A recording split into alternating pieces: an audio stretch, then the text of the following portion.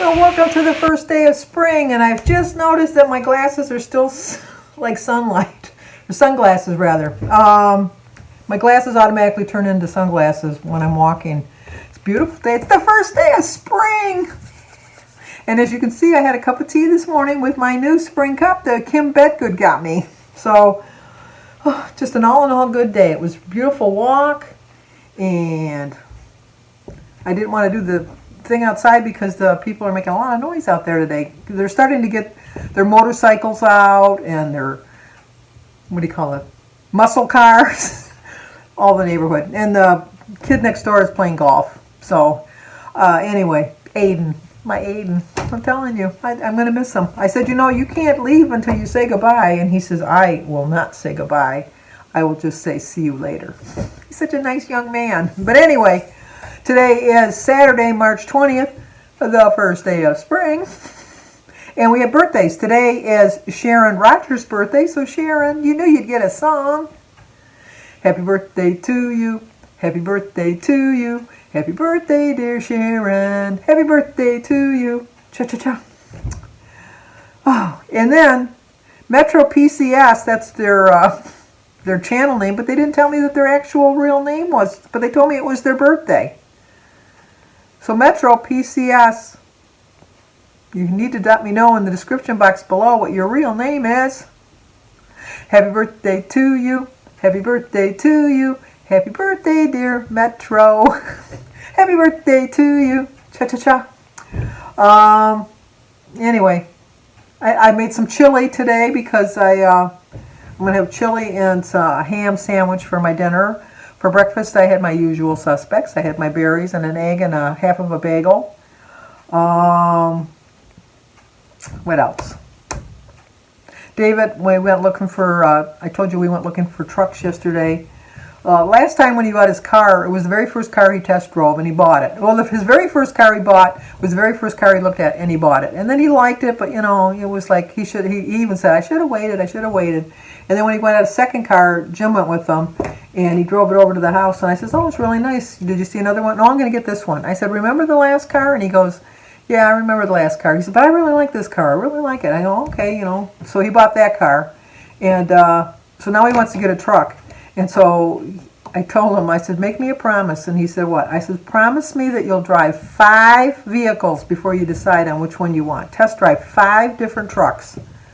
Because he's getting a newer one, and so the payments are going to be a little bit more than he's paying right now for his car. Right now he has a 2014 Ford Fusion. And so I told him, I said, like a truck is going to be a little bit more. And so we went yesterday to look at trucks, and he was a really nice truck, and it was a really good deal. And if it was me, I would have bought it right on the spot. But I already had told him to make sure he promised to try 5 different vehicles. So he's lying. He went and looked at one this morning. The one he looked at yesterday was a Ford 150. And that's the one he really likes. And so then he went this morning and he went and drove a Ram, which he said he said he still liked the Ford better. And so Jim and him just left just now and they're going to go look at a GMC.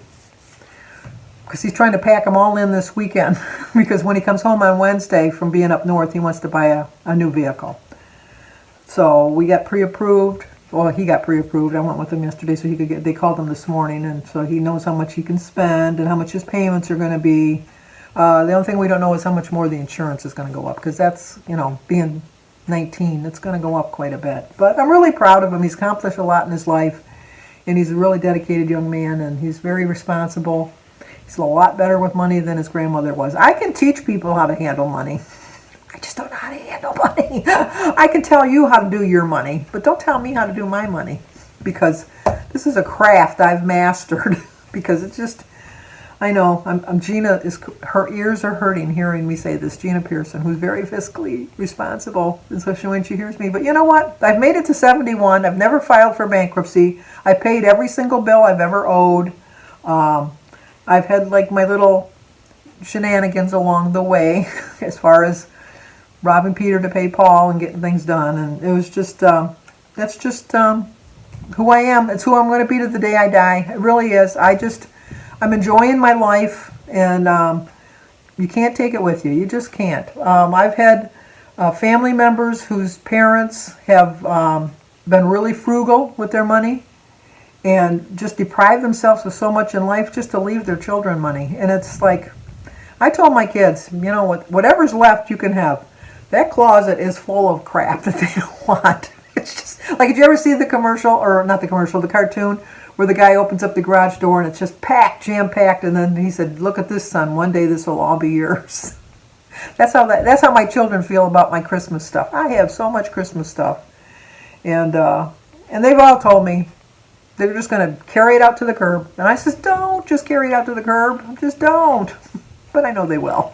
But I'm sure they'll go through and pick something out that'll remind them of me. But I'll be dead and gone. I'll be watching them from heaven. So, speaking of heaven, last night I had the best dream. And it's just so... It was so nice. It really was. And I remember my dreams, which is even better. And I do really feel that loved ones come to your life through your dreams. I really do believe that. My family's in this room with me right now. I know that. I mean, they're watching over me. I need as much help as I can get. I need as many people watching over me as I can get. Trust me, I know that. But I dreamt that I was at somebody's house, and I know who that person was, but I don't want to mention who it was. But it was, no, I'll tell you who it was. It was Joan and Doug over at Joan's Pointed Plate. I've dreamt that I was at her house because I'm always dreaming about eating at her house because, oh my gosh, that woman can cook. That woman can cook. She really has so many recipes that I look at and I'm thinking, why don't I live in New Jersey? Why do I live in Michigan? Why don't I live like close to her? Because her food always looks so good. And I was going through my calendar and and I see that she has an anniversary coming up pretty soon. So that might have been on my mind. And I had just watched one of her cooking videos. And so she was on my mind when I went to bed. And so I dreamt that I was at her house. And that I had gone down the basement of her house. I've never been to her house. I mean, obviously we see her house in the videos. But I dreamt that I was in her basement of her house. And I was doing laundry. And the sheetings that I put on the bed were wet. And Doug came down and I said, you have a leak there. And he says, no, I don't. And I go, yeah, there's water coming in there and it's dripping on the bed. And then there was like this contraption hanging from the ceiling and I'm trying to hang the sheets on there to dry. And Doug says, what are you doing? And I go, I don't know, but that's not supposed to be there. And he said, just leave me alone. So then I said, fine, you don't want to take any suggestions. And so then I go back upstairs, and Joan is setting the table, a nice romantic dinner for two. And I said, where's my place setting? And she said, you're not eating here. And I go, oh, Doug said something. He's mad at me.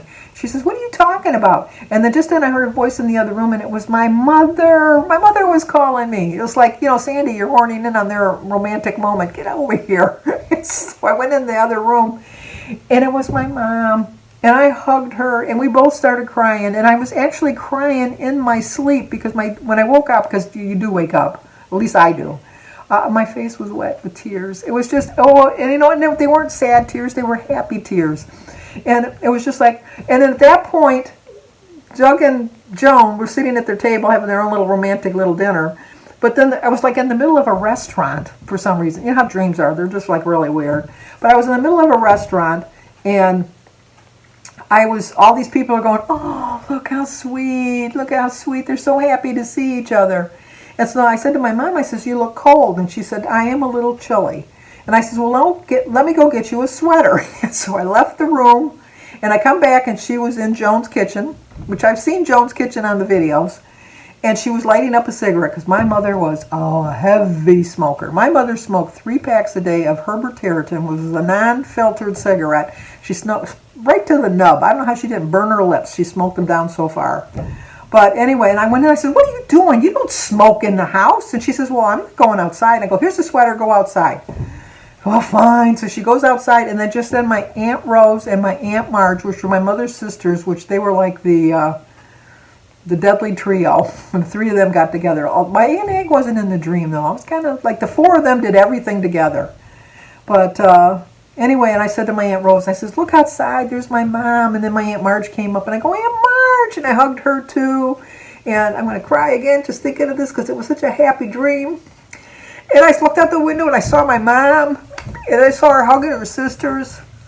And then she said, Sandy, you got to go now. And I woke up. But that was the best dream ever. It was so good. And I really do think that my mom came to me just to let me know I'm doing good. I'm doing really well. I'm not stressing. I'm not worrying about stuff anymore. I'm staying patient. I'm trusting my journey. I'm not getting all, I was going to say emotional, but look at me. You know I don't like to cry. There's no crying in baseball. There's no crying in baseball. Oh, there reminds me too one time when we went to Bradley when he was probably, no, it wasn't even Bradley. I think it was his son Eddie. Yeah, I think it was his son Eddie. This was about 10 years ago.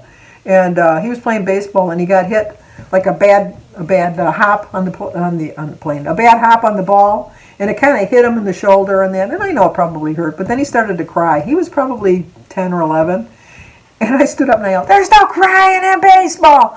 Oh, Bertie got so mad at me because that was her grandson, and I says, "I'm just kidding. He knows how I am."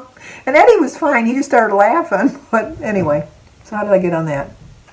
Oh, because there's no cry. I don't like to cry. I do cry because it relieves your stress. It's better than keeping it all bottled up, but I don't need pity, I guess. And I always think that when people see you crying and they hug you, they're giving you pity. And I know they're not. I know. Don't tell me. I know. But it's just being the oldest, it was a whole different thing. And I try to explain this to Denise because Denise is the youngest. And I definitely see a correlation between the oldest and the youngest, how you're treated. You're completely treated different. And even the middle children are treated a little bit different. But the oldest has the most responsibility. And when I try to tell Denise about all the responsibilities I had growing up, she said, "You're crazy. That's not a household I grew up in." Well, yeah, but that's the one I grew up in. You came along 10 years later. So by the time you got to be 10, I was gone. So you lived a different reality. You didn't have anybody following behind you. I had 5 of you following behind me. I had 5 of you that I had to keep in line. But different times. Anyway. But I guess I've just come to the realization that there's no point in worrying about anything. My life's not going to change that drastically when I lose another 10 or 20 pounds. It's going to change, I know that, but not drastically. And not enough that I want to stress over it for the last remaining years of my life. I didn't worry about it for 50 years, so why am I so worried about it now for my last 20 or 30? So I always was concerned. I'm not saying I wasn't concerned, but obviously not as concerned as I seem to be lately. And, well, not lately, but before I decided my new pattern of living my life. So, anyway, hopefully, Joan, you don't think it was creepy. Although I do think it was creepy. That's why I didn't want to mention it, because I just think it's kind of creepy that I'm dreaming about somebody. It's just like, ooh. So let's see. Let's open up our quote book here and see if we come up with one. See, I'm a firm believer in things. It says here, faith is believing that the outcome will be what it should be, no matter what it is. This is my life. This is my life. I'll show it to you. Faith is believing that that the outcome will be what it will be. And I so agree with that. Anyway, Patty Casey. She sent me the book. I read it all the time. So, anyway, that's going to do it for tonight. Still feeling pretty good from my shot. I really am. I'm really happy that I had it done.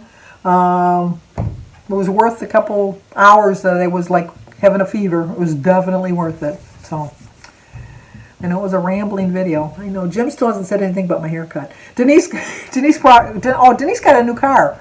I told you that yesterday. So she drove it over this morning to show me her car, or this afternoon.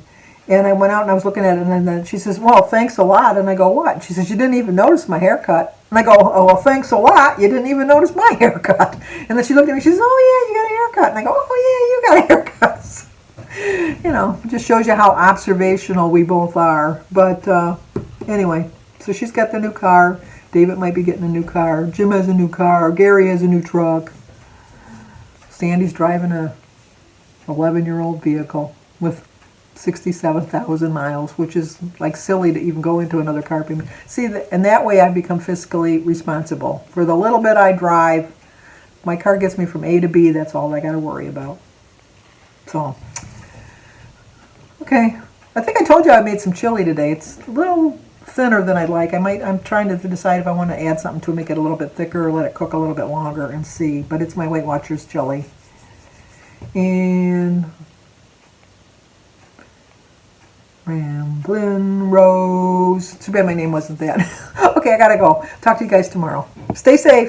Like, comment, subscribe, share.